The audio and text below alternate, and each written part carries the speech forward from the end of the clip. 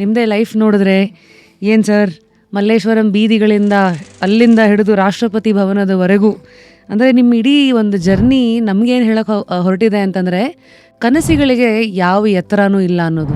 Madam, ನಮ್ಮ ಗುರಿ ಏನು ಅಂದರೆ ಮುಂದೆ ನೋಡಬೇಕು. ಹಿಂದೆ ಯಾರು ಹೇಳ್ತಾರೆ, ಯಾರು ಮಾತಾಡ್ತಾರೆ ನಾವು ಕೇಳಲ್ಲ. ಬಟ್ ಆಡಕ್ಕೆ ಹೋದಾಗ ಕ್ರೀಡೆ ಅವಾಗ ನಾನು ಚಿಕ್ಕ ವಯಸ್ಸಲ್ಲಿ ಎಲ್ಲರೂ ಸ್ವಲ್ಪ ನನ್ನ ದೂರ ಇಡೋರು. ಇಡೀ ಪ್ರಪಂಚ ಎಲ್ಲೋ ಒಂದು ಕಡೆ ಡಿಸೇಬಿಲಿಟಿ ಅಂತ ನೋಡ್ತಾ ಇದ್ರೆ, ನೀವು ಅದ್ರಲ್ಲಿ ಪಾಸಿಬಿಲಿಟಿ ನೋಡ್ತೀರಾ. ಸಮಾಜದಲ್ಲಿ ಎಲ್ರಿಗೂ ನನ್ನನ್ನು ನೋಡಿದ್ರೆ ಒಂಥರ ಅನಿಸೋದು, ಇವನು ಯಾರೋ ಒಂಥರ ಪೆಕ್ಯುಲರ್ ಮನುಷ್ಯ ಅಂತ. ಸ್ಪೋರ್ಟ್ಸ್ಗೆ ನೀವು ಎಂಟ್ರಾಗೋಕ್ಕೂ ಮುಂಚೆ ಮಾನಸಿಕವಾಗಿ ಯಾವ್ಯಾವ ಥರ ತಯಾರಿ ನಡೆಸ್ತಾ ಇದ್ರಿ? ಸುಮಾರು ಫಿಲಾಂಥ್ರಫಿಸ್ ಏನು ಹೇಳೋದು, ಪ್ರಾಜೆಕ್ಟರು ಏನು ಹೇಳೋರು ಅಂದರೆ, ನೀವು ವಿಕಲಚೇತನ ಏನು ಮಾಡೋಕ್ಕಾಗುತ್ತೆ ಸಮಾಜಕ್ಕೆ. ಈ ಥರದ ಒಂದು ಜೀವನನ ನೋಡಿರೋ ನಿಮಗೆ ನಾನು ಇವತ್ತು ನಿಮಗೆ ಡಿಸೇಬಿಲಿಟಿ ಅಂದರೆ ಏನು ಅಂತ ಕೇಳಿದ್ರೆ ಏನು ಹೇಳ್ತೀರಾ? ಒಂದೇ ಮಾತು, ನಾನು ಡಿಸೇಬಲ್ಡ್ ಅಲ್ಲ, ಏಬಲ್.